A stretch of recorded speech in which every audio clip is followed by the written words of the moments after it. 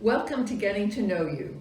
This is a special week at Stonebridge, and one we are pleased and proud to celebrate and to have a special guest to be with us to do so.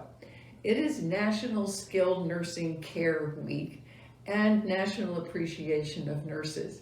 I think we've been thinking about nurses and nursing care a lot in the whole pandemic year. But here at Stonebridge, we are so pleased to be able to be proud of a center that is here all the time. So what better week to introduce Roberto Muniz, who is the administrator of the healthcare center, and as we speak this week, assistant executive director and acting executive director at Stonebridge, while Mary Cannon is away.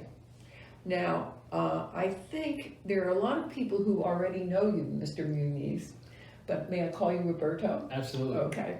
But I am sure there are many people who will have passed you in the hall, have not gone to town meeting to meet you there, and really don't know what you do, in part because you're always on the second floor, right? That's exactly right. So before we start talking about you, I'll give you a chance to talk about the healthcare center, which has a big new sign, yes. So we know where we it know is. Where we are now. Right. So, absolutely. So how about you describe what's in your responsibilities Sure. at the healthcare center? Absolutely. Thank you. Thank you for having me on this week. So I am the assistant executive director of the community, and I am the administrator of healthcare, as Ingrid mentioned. My responsibilities are over the skilled nursing area, as well as the assisted living and the memory care assisted living. Right. So the day-to-day operations, making sure we're compliant with regulation, and making sure residents are healthy, happy, and being taken care of properly. So you have your view on the whole community from a health perspective. Absolutely. But there are really demanding administrative functions on the second floor. That's absolutely right. The regulation and that's called the skilled nursing. The skilled nursing area. So our subacute rehab, and people who are there for long-term care that need the assistance with their ADLs, activities of daily living. So then if you go downstairs, there are two places, right? Yes. Downstairs is the assisted living and the memory care assisted living. Two separate areas I oversee as well, and I have an assisted living coordinator who is there day-to-day for those functions. Right. I know we get the statistics about occupancy and so on, but how many people are in assisted living where they are able to do sort of what they want to do, Sure. basically, and have their own sort of little apartment? How many people are there? Right now it's 35. Mm-hmm. I'm sorry, right now it's 33, you're gonna have to code that. Right now it's 33. And our TC, our memory care assisted living, we are at 17. Mm-hmm. So we're very close to our capacity. We have a lot of apartments that are on hold for somebody moving in at the end of this month or the beginning of next. So really our numbers are increasing as well. So we're very happy to see that people feel a little more comfortable coming into healthcare areas. I think some of the panic has subsided and people are ready to move back into communities. Right. It struck me in reading in the paper about some places closing and then some, you now are much more conscious of where there were problems in the state. It seems to me that they're likely to be coming to Stonebridge because of the good record that the community had in the pandemic. It did a very, very good job of keeping people safe, and we've heard that from many families. It was not an easy task. Our nurses, our aides, our dietary, everybody, housekeeping really stepped up and was a huge help during the pandemic, making sure people were safe. Infection control policies were followed, and we got a lot of guidance from our home office as well, so that was really great to have that support. And I think one of the things that a number of people missed is not being able to visit in those three areas, not just their own family but members, but because people in our community like to visit people in skilled nursing and will mix with assisted living people, and there's a garden to be explored in assisted living and in the memory unit. So do you think that will open soon? Do you have any idea what the rules might be for that? Sure. It was extremely difficult. Families were not able to visit. People from the independent living side were not able to visit either. We did our best to make sure people were visited one-on-one between our staff and the residents. Now things are loosening up. We are receiving new guidance from the Department of Health. CDC has given new guidance, but we need to wait for the New Jersey Department of Health because that is what governs our actions. I think. So at this point, we are open for visitation unless there's an outbreak. So people are coming in, it has to be scheduled, we're still wearing the full PPE, families are included. And hopefully in the next few weeks, things will really loosen up. But we're very cautious about opening things up. We like to be deliberate, we like to take things slowly, make sure things are done correctly, and ensure everyone's safe. We did a great job for the last few months, and we want to continue just because we're opening up. Yeah, the disease is that you never know. Exactly. And so that really is hard to keep in mind when I've been vaccinated, I can do anything I want. Well, tell us a little bit about yourself and how you got into this. I don't think, a little boy says, when I grow up, I want to be a healthcare administrator. You're right about that. Or did you do that? It's half and half, 50-50, I would say. I grew up doing a lot of volunteering in nursing homes and assisted livings. I have family members who are in healthcare as well. So I was exposed to it at a young age. My grandparents had a lot of influence on me as well. They lived with us, with my parents as well, and they really helped raise me. And I really have an appreciation for the elderly and some of the lessons that I learned, not just from my parents, but also my grandparents. Yeah. And in college, I had a clear idea of what I wanted to do. So where did you grow up? Are you a New Jersey boy? I am. I'm from Bergen County, Washington Township. Oh, okay. So I grew up all the way up north, last exit of the Parkway. And I've lived there for 20 some odd years. And then I moved down to the beach area. But I grew up and I really just loved the elderly and caring for them and making sure that everything, that they were being treated well. So did that influence what courses you took in college, or did you have that in mind? Or it did. I came into college. I went to the University of Delaware. I received my undergraduate and my master's degree from Delaware, and I knew exactly what I wanted to do. And I really catered the human development aspect of it along with business aspect of it, because at the end of the day, these communities are businesses, and you're providing good care, but you can't, you need to have monetary confinements as well. So I really knew what I was going to do, and I kind of followed that course, which is atypical. Honestly, nobody my age does what I do. None of my friends really went into healthcare. Well, I mean, talking about a business, it's a really good growing business. It is very good, especially with our baby boomers, turning of age, and it's a very interesting business. It's ever growing, ever changing, so you really have to stay on top of regulation, on top of changes. Never a dull moment, never two of the same days, I'll tell you that. Right.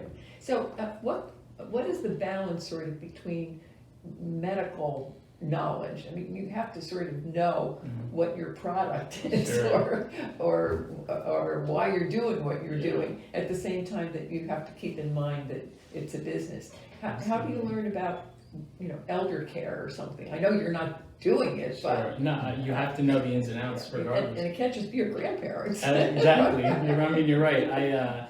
I like to joke around that I'm part nurse, part doctor, and part administrator. Obviously, I'm not clinical by license or study, but I've just learned so much, and I take every opportunity to soak up anything that the nurses are speaking of, anything that whenever I sit with the doctor, I really ask in-depth questions to understand rather than just to hear it.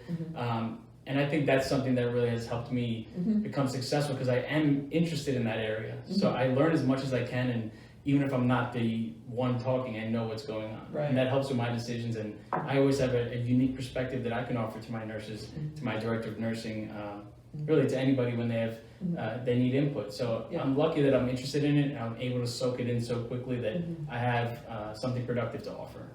That's really terrific. I guess I read in Town Tips that the relationship with Princeton Hospital Penn Medicine has either been reestablished, established, I don't know what the right term is, but since you're new here, what's your connection with the hospital? Do you have a certain group that you work with, or what is the connection with the hospital? People ask me that, so and it's very important, especially in our industry. We are part of their preferred provider network, which means that they have a number of communities that they say, I trust these communities. These are communities that have good metrics, they have low readmission rates, infection rates are low, there are good outcomes when people go to these communities. And that's something that really helped us reestablish our relationship. We've always been a member, and you need to reapply every few years, and we were able to reapply, and luckily we were accepted, and it's all because we've had great outcomes with them. So we're very happy about that relationship. It's a very big deal in skilled nursing. Yeah, I can imagine. And with Princeton being now Penn Medicine, Yes. it even is a regional, I guess. It's Much well more of a known. regional, yeah. Absolutely. Yeah, right, yeah. Well, now that you've been here a little bit and we've heard about who you are and so on, do you have some things that you see coming ahead in the future that you're looking at that maybe we should watch for? What's happening? Sure. I'm really excited about reintegrating into, somewhat of the past, being able to open our doors freely, have some commingling of independent living, assisted living, and skilled nursing residents at some of the bigger events. Right.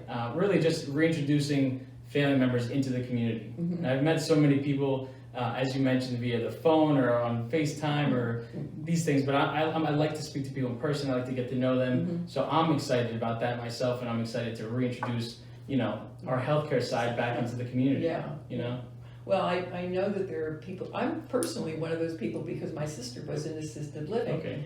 And I remember going with her to the big holiday party and finally seeing all the people that were in the healthcare, care center, I don't know what they called it at that time, but so impressed with how many people were there from independent living, being helpful, even sort of playing waitress, but bringing people in, sitting in place of family members. Sure. It was really heartwarming to see that, and then I realized that was just another thing that we all missed. Exactly. Not just our holiday party, but that holiday party too.